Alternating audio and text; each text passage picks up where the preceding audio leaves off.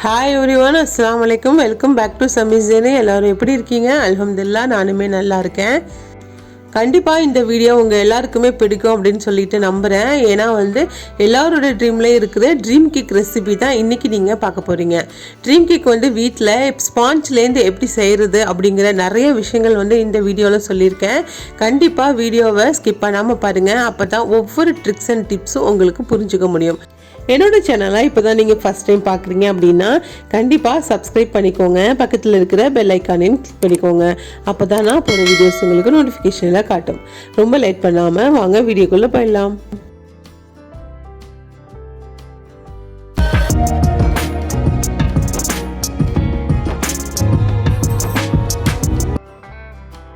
First நான் chocolate base செஞ்சுக்கிறேன். அதுக்கு ஒரு மிக்சிங் பவுலில் ஒரு 2 முட்டை எடுத்திருக்கேன். இந்த முட்டையை ஒரு பெரிய முட்டையாகவே எடுத்துக்கோங்க. சின்ன முட்டையாக இருந்துச்சுன்னா ஒரு 3 முட்டை எடுத்துக்கோங்க. நான் இன்க்ரீடியன்ட்ஸ் நம்ம செய்யும் போதே உங்களுக்கு நான் சொல்லிடுறேன், நீங்கள் நோட் பண்ணிக்கோங்க.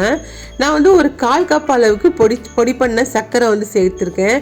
அதை கொஞ்சம் கொஞ்சமாக நீங்கள் முட்டையில் சேர்த்து நல்லா பீட் பண்ணணும். உங்கள்கிட்ட இந்த மாதிரி எலக்ட்ரிக் பீட்டர் இருந்துச்சுனாக்கா கண்டிப்பாக இதில் நீங்கள் யூஸ் பண்ணி நல்லா அடிச்சுக்கலாம். டைமும் சேவிங் ஆகும். இப்போ எலக்ட்ரிக் பீட்டர் இல்லாதவங்க விஸ்க் வச்சு நம்ம பண்ண போகிறோம். அதுதான் நான் உங்ககிட்ட காட்டுறேன். ஒரு 1/4 கப் சர்க்கரையை கொஞ்சம் கொஞ்சமாக சேர்த்து நல்லா ஒரு 20 நிமிஷத்துக்கு நல்லா அடிச்சுக்கோங்க. முட்டையோட கலர் நல்லா மாறி இருக்கும். நீங்கள் பார்க்கும்போதே தெரியும். நான் கிட்டத்தட்ட ஒரு 15லேருந்து 20 நிமிஷம் வரைக்கும் நல்லா விடாமல் அடிச்சுட்டே இருந்தேன். அப்புறமா தான் எனக்கு இந்த கலர் வந்துச்சு. இது கூட நம்ம 1 டேபிள் ஸ்பூன் அளவுக்கு வெனிலா எசன்ஸ் சேர்த்துருக்கேன். அதோட ஒரு 100 ml அளவுக்கு எண்ணெய் சேர்த்துக்கிறேன். சாதாரணமான ஆயில் தான், சன்ஃப்ளவர் ஆயில். நம்ம கடலெண்ணெய், நல்லெண்ணெய் அதெல்லாம் சேர்க்கக்கூடாது. இப்போ எல்லாத்தையுமே சேர்த்து நல்லா இந்த கன்சிஸ்டன்சி வர அளவுக்கு நல்லா கிளறிக்கோங்க. முட்டை இந்த அளவுக்கு கலர் மாறினோடனே நம்ம ஒரு ஜல்லடையில் 250 கிராம் அளவுக்கு மைதா எடுத்திருக்கேன். ஒரு 2 டேபிள் ஸ்பூன் அளவுக்கு கொக்கோ போட்டு எடுத்திருக்கேன்.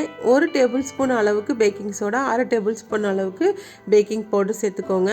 உப்பு ஒரு பிஞ்ச் ஆஃப் உப்பு, ரொம்ப போடாதீங்க. 2 விரலால் இப்படி எடுத்து போடுங்க. அந்த அளவுக்கு கரெக்டாக இருக்கும். எல்லாத்தையுமே இப்போ நம்ம மிக்ஸ் பண்ணி வச்சுருக்கிற முட்டை கலவையில் நல்லா சலிச்சு எடுத்துக்கலாம். மாவை மெயினாக சலிச்சு எடுக்கிறது ரொம்ப முக்கியம். அப்போ தான் உங்களுக்கு அந்த கட்டி விழாமல் இருக்கும். இந்த மாதிரி இருக்கும்போது இதை தூக்கி போட்டுருங்க. இப்போ ஒரு விஸ்க் வச்சு எல்லாத்தையுமே நல்லா மிக்ஸ் பண்ணி விடுங்க. ஆனால் ரொம்ப அழுத்தமாக மிக்ஸ் பண்ணாமல் அப்படியே லைட்டாக மிக்ஸ் பண்ணும்போதே இந்த அளவுக்கு வந்துடும். கொஞ்சம் உங்களுக்கு பேட்டர் திக்காக இருக்கிற மாதிரி ஃபீல் பண்ணிங்கனாக்கா ஒரு 1/2 கப்பு இல்லைனா ஒரு 1/4 கப்பு பாலை கொஞ்சம் கொஞ்சமாக சேர்த்துக்கோங்க. மொத்தமாக சேர்க்க வேணாம். பால் சேர்த்தோன்னே மாவு கொஞ்சம் லிக்யூடாக இருக்கும். இந்த ஸ்டேஜில் ஒரு ஸ்பேச்சுலா எடுத்துகிட்டு நல்லா மிக்ஸ் பண்ணிக்கோங்க. கட் அண்ட் ஃபோல்டர் மெத்தடில் மிக்ஸ் பண்ணிங்கன்னா ஒரே சைட்லேயே மிக்ஸ் ஆகும். எப்போதுமே கேக்குக்கு மாவை ஒரே சைட்லேயே கட் அண்ட் ஃபோல்டர் மிக்ஸ் பண்ணால் தான் நல்லாயிருக்கும். இப்போ நான் கேக் டின்னில் கீழே ஒரு பட்டர் பேப்பர் ரவுண்ட் ஷேப்பில் கட் பண்ணி போட்டிருக்கேன். அது கூட கொஞ்சமாக ஆயில் தடவிட்டு கொஞ்சமாக மைதா மாவை டஸ்ட் பண்ணிக்கலாம். ஏன்னா அது கேக் ஒட்டாமல் வரத்துக்காக. பேலன்ஸ் இருக்கிற மைதா மாவை கொட்டிக்கோங்க. இப்போ கலந்து வச்சுக்கிற பேட்டரை அப்படியே அதில் ஊற்றிடுங்க.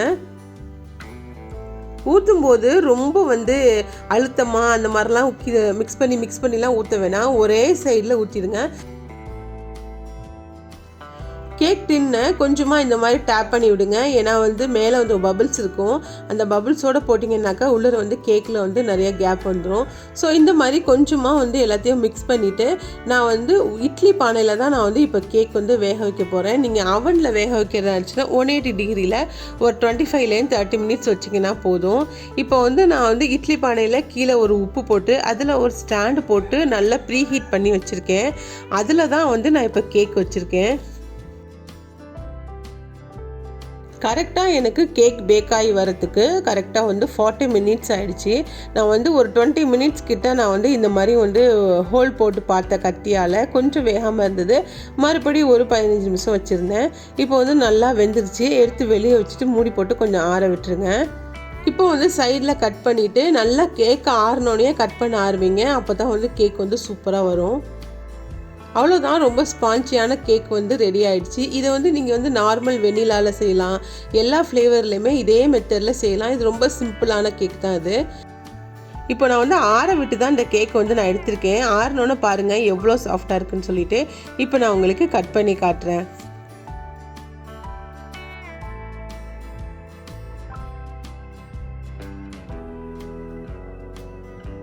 இப்போ நம்ம சூப்பராக வந்து ஸ்பாஞ்ச் வந்து ரெடி பண்ணியாச்சு. இப்போ நான் வந்து க்ரீம் ரெடி பண்ண போகிறேன்.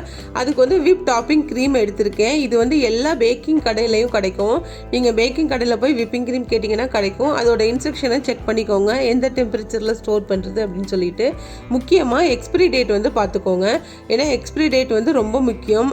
எக்ஸ்பிரி ஆகிருந்துச்சுனாக்கா உங்களுக்கு வந்து க்ரீம் அடிக்கும்போது நல்லா பொங்கி வராது. அது ஒரு மெயின் இம்பார்ட்டன்ட். ஸோ வந்து அந்த மாதிரி பார்த்து வாங்கிக்கோங்க. இப்போ நான் வந்து ஒரு 100 கிராம், அதாவது 1 கப் அளவுக்கு நான் வந்து விப்பிங் க்ரீம் எடுத்திருக்கேன். விப்பிங் க்ரீம் வந்து ஃப்ரிட்ஜில் தான் ஸ்டோர் பண்ணணும். அதே மாதிரி நம்ம பீட் பண்ணும் போதும் அது சில்லுன்னு இருந்தால் தான் நல்லா சீக்கிரமாக ரைஸ் ஆகி வரும். ஸோ அதனால சில்லுன்னே பார்த்துக்கோங்க. அதே மாதிரி மிக்ஸ் பண்ணுற பவுலில் கொஞ்சம் கூட தண்ணி இருக்கக்கூடாது. தண்ணி இருந்தாலும் அது வந்து பொங்கி வராது. இப்போ வந்து நான் ஃபஸ்ட்டு ஸ்பீடில் வச்சு நல்லா வந்து விப்பிங் க்ரீமை பீட் பண்ணிக்கிறேன். கொஞ்சம் ரைஸ் ஆகவுடனே செகண்ட் ஸ்பீடு வச்சு நல்லா ஃபோமியாக வச்சுக்கோங்க. நீங்கள் பீட்டர்லேன்னு எடுக்கும்போது இந்த அளவுக்கு இருக்கணும். அப்படி இருந்தால் மட்டும்தான் விப்பிங் க்ரீம் வந்து சூப்பராக இருக்குன்னு அர்த்தம். நீங்கள் வந்து அந்த பவுலை வந்து கவுக்கும் போது விப்பிங் க்ரீம் கொஞ்சம் கூட வந்து வெளியில் வரக்கூடாது. இப்போ வந்து ரெடி ஆகிடுச்சு. நம்ம அடுத்தது வந்து டார்க் சாக்லேட் எடுத்திருக்கேன். இது வந்து சாக்லேட் கனாச் பண்ணுறதுக்கு. இந்த டார்க் காம்பவுண்டும் நீங்கள் வந்து இந்த பேக்கிங் கடையிலே கேட்கலாம். இது வந்து 1/2 கிலோ வந்து சாக்லேட்டு. நீங்கள் நார்மல் சாக்லேட்டை விட இந்த மாதிரி சாக்லேட் வாங்கும்போது ரேட்டும் உங்களுக்கு கம்ஃபர்டபுளாக இருக்கும். அதே சமயம் யூஸ் பண்ணுறதுக்கும் நல்லாயிருக்கும்.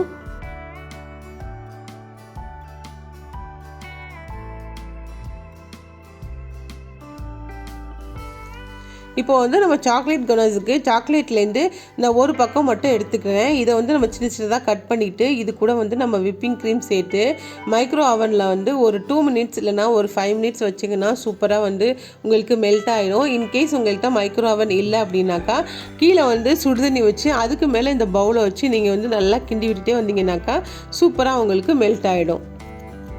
இப்போ வந்து நான் மைக்ரோ அவனில் வச்சுட்டு வந்துடுறேன். நான் ஒரு 10 to 15 செகண்ட் வரைக்கும் வச்சேன். அதுக்குள்ளே வந்து எனக்கு சூப்பராக வந்து மெல்ட் ஆகிடுச்சு.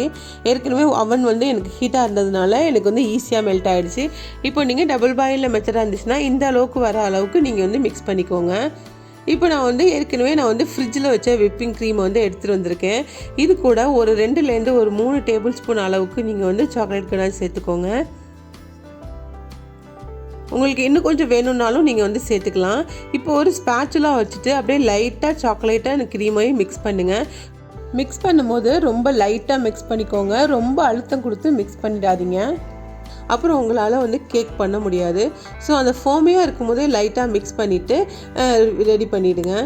இப்போ அவ்வளோதான், நம்ம எல்லாமே ரெடி பண்ணிட்டோம். சாக்லேட் கனாச், க்ரீம், கேக் எல்லாமே ரெடி ஆகிருக்கு. இப்போ நான் சுகர் சிரப்பும் ரெடி பண்ணிட்டு வந்துட்டேன். இப்போ ட்ரீம் கேக் டப்பாவில் எப்படி அசம்பிள் பண்ணுறதுன்னு பார்க்கலாம். இந்த மாதிரி ஒரு ட்ரீம் கேக் டப்பா வந்து எல்லா ஸ்டோர்லேயுமே கிடைக்கிது. ஆக்சுவலி பேக்கிங் ஸ்டோரில் இப்போ நிறையவே அவைலபிளாக இருக்குது. அதை வாங்கிட்டு இப்போ வந்து அந்த அளவுக்கு கேக்கை நம்ம நல்லா கட் பண்ணி எடுத்துக்கலாம். கேக்கை கட் பண்ணிவிட்டு பேலன்ஸ் இருக்கிறத எடுத்துருங்க. இப்போ அந்த அளவுக்கு வந்து கேக் வந்து சூப்பராக கட் பண்ணியாச்சு. இப்போ அதுக்குள்ளே வச்சு நம்ம வந்து சுகர் சிரப்பை ஆட் பண்ண போகிறோம். இதுலேருந்து நான் ஒன்றுமே ஆட் பண்ணல, வெறும் சீனியும் தண்ணியும் மட்டும் தான் கொதிக்க வச்சு எடுத்திருக்கேன். இப்போ நீங்கள் மில்க் ஆட் பண்ணணுன்னாலும் மில்கில் சுகர் போட்டு ஆட் பண்ணிக்கலாம். இப்போ இந்த மாதிரி ஒரு பைப்பிங் பேக் எடுத்திருக்கேன். இந்த மாதிரி பேக்கில் நீங்கள் வந்து க்ரீமை ஃபில் பண்ணி நீங்கள் வந்து ஐசிங் பண்ணும்போது ரொம்ப சூப்பராக இருக்கும். இப்போ இந்த பேக் உங்கள்கிட்ட இல்லை அப்படின்னாக்கா நீங்கள் நார்மலாக ஏதாச்சும் ஒரு கவரில் வந்து இந்த மாதிரி க்ரீமை வந்து சேர்த்துட்டு லைட்டாக கட் பண்ணிவிட்டு அதுக்கப்புறம் கூட நீங்கள் வந்து க்ரீம் போட்டுக்கலாம். இப்போ இந்த கார்னரை கட் பண்ணிவிட்டு நான் வந்து இப்போ க்ரீம் சேர்த்துக்கிறேன்.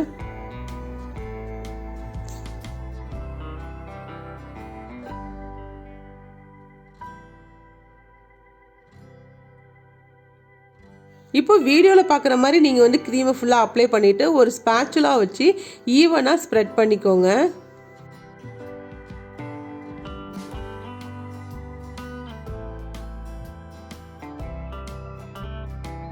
இப்போ சூப்பராக வந்து நம்ம ஈவன் பண்ணியாச்சு. இப்போ வந்து நம்ம சாக்லேட் கனாச் இருக்குல்ல, அதை வந்து ஒரு 2லேருந்து 3 டேபிள் ஸ்பூன் அளவுக்கு ஊற்றிக்கோங்க. இல்லைனா உங்களுக்கு எந்த அளவுக்கு வேணுமோ நீங்கள் அந்த அளவுக்கு ஊற்றிக்கலாம்.